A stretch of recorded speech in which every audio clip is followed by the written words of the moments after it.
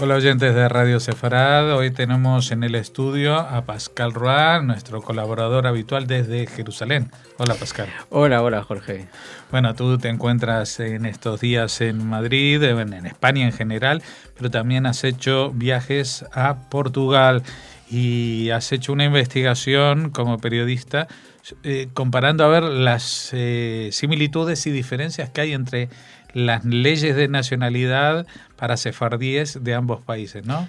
Sí, exacto. Hay muchas cosas similares, pero también muchas diferencias. Y entonces me interesó un poco ver en qué medida estaba tan diferente o tan similar. Digamos que las leyes se adoptaron casi en el mismo rango de tiempo. En Portugal no hablamos de ley, hablamos de un decreto de desarrollo de una ley de nacionalidad que existía. Entonces ellos lo han hecho más a través del gobierno, a través de un decreto, mientras en España ha sido un poquito más formal, o sea, más suntuoso, digamos, porque pasó a través del Parlamento. Entonces se dio mucho más bombo Claro, y con la en España. aprobación unánime de todos los grupos parlamentarios, cosa que, vamos, que no Exacto. pasa con muchas leyes. Aquí sí se le hizo mayor, digamos, solemnidad, se le dio mayor solemnidad. Pero en cuanto a la aplicación, a los requisitos, pues la gente dice de que es más fácil hacerse portugués que español, ¿no? Sí, aunque en la práctica no es tan fácil porque ¿cómo diferenciar un sefardí que viene de España de 1492 o de Portugal de 1497, sabiendo que muchos sefardíes de España se fueron a Portugal antes de ser expulsados a su vez? Uh-huh. Entonces no es tan fácil, pero siempre se aconseja pasar por la ley o por el decreto de Portugal que por la española, porque efectivamente, como tú lo has mencionado, es más ágil, más flexible y más rápida, más rápidos los trámites Uh-huh. de Portugal. Bueno, aquí nosotros estamos todo el tiempo dando a conocer cómo es la tramitación de la ley española. Es una ley compleja que incluso los organismos que tienen que actuar sobre ella a día de hoy, a pocos días de entrar en vigor la ley, no tienen todas las cosas tan claras, ¿no? A pesar de que hay muchas preguntas frecuentes, etcétera, pero sí que hay un primer trámite que yo no sé si existe en la ley portuguesa, que es la certificación del origen sefardí. Sí, esto es similar.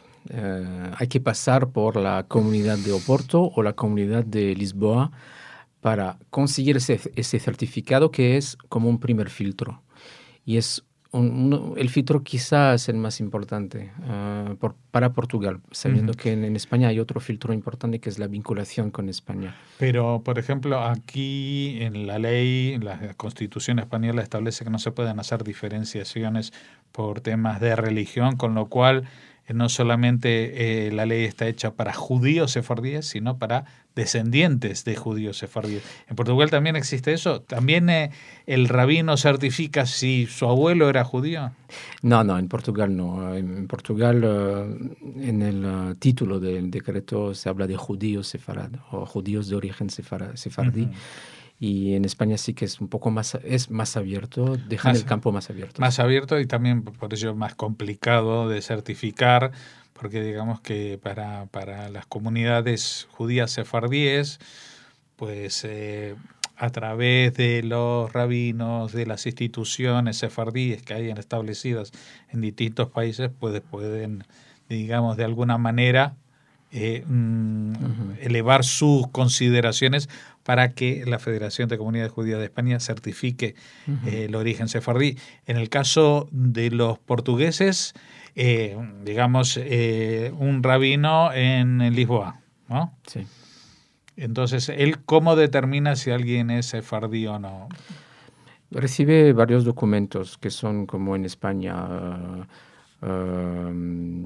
documentos que prueban eh, que son de linaje sefardí, miran los nombres, miran también las ketubot, o sea, ese tipo de documento, ¿no? Pero no tiene, o sea, el rabino ya, si él certifica, ya está, no tiene que pasar que un notario vuelva a certificar. No, para nada. Ajá. Para nada. Esto O va sea directamente al Ministerio de Justicia. Claro, no, esa es una diferencia porque aquí, digamos, creo que la Federación de Comunidades Judías de España emite ese certificado, pero luego esa documentación tiene que pasar por un notario.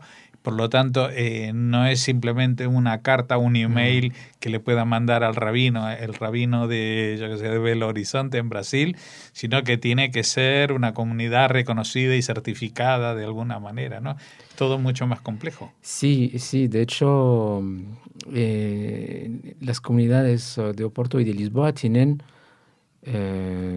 toda la prioridad. Es decir, si tú, por ejemplo, desde Brasil te diriges a tu rabino de tu comunidad y dices, yo tengo esos documentos, usted me puede apoyar para esa nueva ley, no puede hacer nada. Todo tiene que pasar por las dos comunidades de Oporto y de Lisboa. Ellos te tienen que dar el certificado, seas de donde estás. O sea que ¿Cómo no... lo hacen? Lo haces a través de los servicios consulares, del consulado de su país. No pueden pasar por el rabino de su comunidad.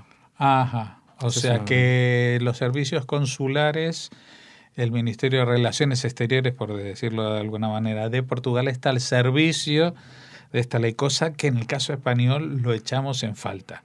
Creo que el gobierno español ha tenido miedo de que se desborde el trabajo en algunos consulados, especialmente en Israel, donde viven cientos de miles, si no millones de posibles aspirantes a esta nacionalidad. Y claro, eso sería tener que poner más gente, no sé qué, a disposición. Pero la comunidad de Portugal es más reducida, ¿no? Y entonces... Sí, más reducida. Y los portugueses, judíos portugueses en el mundo también son cantidades más reducidas. Sí, no tengo ninguna cifra así en la cabeza, pero sí que son más reducidas y se han permitido ese lujo, como tú dices, de usar los servicios del Ministerio de Exteriores. Quería destacar que mientras aquí en España la Federación de Comunidades Judías de España ha fijado una tasa de 50 euros, la tasa es mucho mayor en Portugal, es 10 veces mayor, es 500 euros por certificado. 500 euros por este trámite. Para el trámite del certificado y después creo que son 75 o 100 euros que pide el gobierno como para el procedimiento total. Pero con 600 euros digamos que ya tiene todo. Y tienen que apersonarse, o sea, presentarse personalmente. Para nada, no. Es una gran diferencia con España. Eso es muchísimo más barato. Sí. Eso hace... No, es que la ley española, con todos sus puntos a favor, tiene este punto en contra que hace que cualquiera, o sea, si es una familia de padre, hijo, nietos, pues si quieren certificar su origen sefardí, pues cada uno de ellos tiene que presentarse en persona. Y si la tramitación, tú decías, bueno, aquí la federación cobra 50, pero el Instituto Cervantes por el examen de conocimiento de la realidad son 85. El gobierno creo que cobra 100, más lo que cobre el notario, que cobra por página, más el viaje y la estadía, porque uno no viene de América Latina y se presenta y a las 2 horas se coge el avión de vuelta. Más la apostilla, más la legalización, más la traducción jurada, ¿verdad? Claro, en el caso de documentos que sean de países que no sean de habla hispana todavía se incrementa mucho más por la traducción de todos los documentos y por que también tienen que hacer otro examen, que es el examen de nivel en español. Sí, cosa que no existe en Portugal tampoco. Claro. O sea, la vinculación con Portugal existe, pero lo determina la comunidad misma. La comunidad, claro, es que ese es un vínculo más histórico que un vínculo actual de conocimiento del portugués. Sí, es que la verdad que es una cuestión un poco rara, pero han querido, creo que en la interpretación de esta ley, la española, equipararla a una ley por residencia. O sea, un residente que lleva viviendo en España 2 años o 4 años, pues se supone que en estos 4 años ha aprendido a hablar el idioma y que sabe cuántas comunidades autónomas hay y cuál es el plato regional de Asturias. Es un gran problema. Pero yo me pregunto a un señor de 85, 90 años que durante toda su vida ha hablado en judeo-español, sus padres, sus abuelos y así 15 generaciones, y se han conservado y se han sentido españoles, y ahora tiene que demostrar que se siente español y aprender algo cuando posiblemente no esté con las capacidades neurológicas, diría, para aprender a incluso cosas tan sencillas como las capitales de todas las provincias de España. Uh-huh. Sencillas, claro, si tú tienes 20 años vas a aplicar, pero resulta que esta ley está más dirigida a gente joven que a la gente que son los verdaderos patriotas, ¿no? Que han conservado. Y fíjate que en el caso de Portugal, como tú decías al principio, a pesar de que esto es más sencillo y no se le pide la vinculación con Portugal, justamente las tradiciones conservadas por los judíos portugueses son menos firmes que las tradiciones conservadas por los judíos españoles. Sí. O sea, vamos a ver, en aquella época esto no se llamaba España, en 1492 estaban Castilla, Aragón, Navarra y Portugal. Y evidentemente los judíos que se fueron y conservaron las tradiciones, las conservaron sobre una parte de aquellos reinos, mayoritariamente. Y se identificaron como sefardíes, todos, pero conservaron como lengua solamente el judeo español, no el judeo aragonés o el judeo catalán, que seguramente hablaban, no el judeo portugués que seguramente hablaban, ni el judeo vasco que pudiera haber en aquella época, que si lo había seguramente lo hablaban, porque si uno vive en una zona aprende ese idioma. Pero lo que se conservó fue el judeo castellano. Uh-huh. Entonces... También para Portugal. También para Portugal, también para los judíos portugueses. Sí, sí. O sea, no conservaron la lengua portuguesa, aunque la hablaron durante seguramente un cierto tiempo, ¿no? En el decreto portugués el conocimiento del ladino es uno de los criterios importantes. Claro, o sea, si se sabe el ladino es el equivalente a tener la prueba en el idioma, ¿no? Sí, evidentemente tiene mucho más flexibilidad la ley portuguesa y en algún sentido tiene bastante más lógica, ¿no? Y también hablamos de los plazos. Hay una diferencia de plazo muy importante, es decir, que la portuguesa es indefinida. Es una suerte de derecho universal que han querido dar a los descendientes de sefardíes de origen portugués, porque ahí pueden presentar su candidatura en cualquier momento. No como nosotros en España, con un plazo de 3 años o 4 años, con decisión del Consejo de Ministros. Es una diferencia también que amplía el derecho simplemente. Es decir, claro, es que vamos a ver, si es un derecho, una reparación histórica, pues es una reparación que tiene que estar allí. Lo mismo que a los latinoamericanos se les da el derecho de tener una residencia más corta que a, yo que sé, que a un asiático, porque la vinculación histórica con América no duró 3 años, es todo el pasado. Claro. Y la vinculación histórica con los judíos sefardíes no duró 3 años, duró estos 500 años de separación. Así que yo me imagino que de la misma medida que la articulación de la ley, la tramitación, todavía estas cosas se están cambiando prácticamente cada semana o cada día para saber exactamente en este caso qué hay que hacer o qué no hay que hacer. Pues yo creo que en el caso español igual dentro de unos años se replantean transformar esta ley en algo estable, o sea, en algo no con límite de caducidad, no con fecha de caducidad. Y eso dependerá también de cómo vayan las cosas en estos próximos meses. Sí, digamos que estamos pasando del lado simbólico. El símbolo es muy importante, la reparación del daño histórico, como tú lo has comentado. Ese lado simbólico lo pasamos ahora al nivel práctico y vamos a ver sobre la marcha cómo funciona y los plazos que se darán.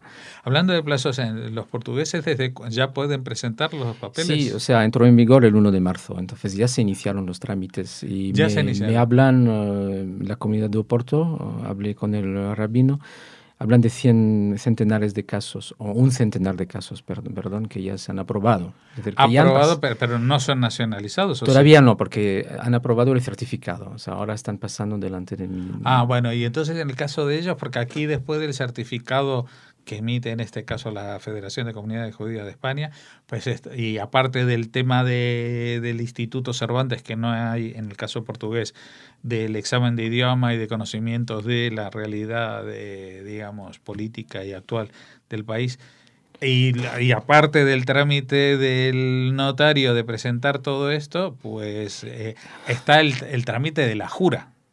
O sea, cuando uno le dicen, bueno, esto está todo ok, usted va a ser ciudadano portugués o español en ese caso. Para el caso del ciudadano español, aunque ya se tuvo que presentar ante el notario en persona, esto sí que lo puede hacer a través de los consulados. Exacto. En Portugal también.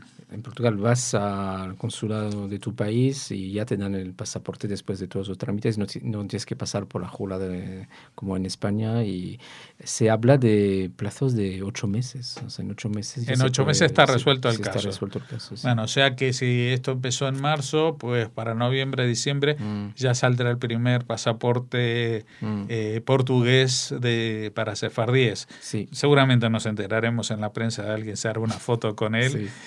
Y despertará las envidias de los que empiezan solo a tramitarlo en España, ya que me temo que aquí va a tardar algo más, a menos que, bueno, la tramitación, alguien ya esté tan atento a los programas de Radio Sefarad sobre el tema, que el 1 de octubre presente prácticamente todo lo necesario, incluido los exámenes estos del Cervantes, que ya tienen fechas o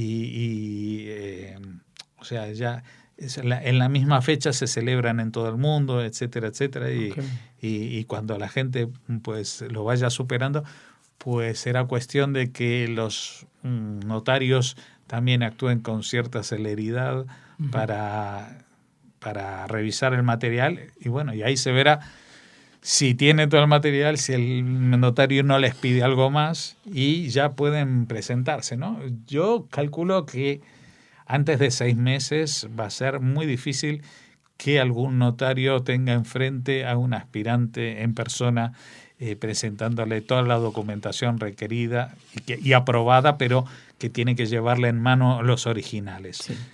Así que, bueno, vamos a ver, esto no es una carrera entre Portugal y España, pero sí queríamos hablar contigo porque ahí en las redes sociales se habla mucho de esto, de gente que dice, bueno, yo soy sefardí, pero igual puedo demostrar que vengo de Portugal y lo tengo más sencillo, ¿no? ¿Quién no puede? Y con, digamos que con el tema de la Unión Europea, pues para mucha gente ser español o ser portugués es bastante equivalente, y por lo menos les abre las opciones de trabajar, permanecer, instalarse, residir en los países de Europa que deseen, pero básicamente en estos países que les han abierto las puertas a la reparación histórica. Pero yo no sé, en el caso portugués, tú has hablado con la gente en la calle, pasa como aquí en España, que hay algunos que creen que esto va a hacer que los judíos vengan a vivir a España. No tanto, no hay esa impresión, no. Es más, bueno, hay entre los judíos hay una suerte de orgullo, ¿no? Un poco de decir, pues por fin ya se reconoce. No hablan tanto de reparar un daño. La ministra de Justicia portuguesa dijo que no se podía reparar un daño después de tanto tiempo, es imposible. Y es simplemente el otorgamiento de un derecho. Y así lo ven muchos judíos portugueses en las comunidades ahí. Y entonces no hay esa sensación de invasión, de repente de antiguos sefardíes que vuelven a su tierra, no tanto. Es más entre simbólico y felicidad. Bueno, Pues con esta impresión y hablando desde otro ángulo, desde la ley de la nacionalidad española para los sefardíes, comparándola con la portuguesa, pues nos vamos a despedir. Gracias, Pascal, Gracias por habernos brindado esta experiencia que has tenido tú hablando con gente en Portugal sobre esta situación. Gracias, Jorge.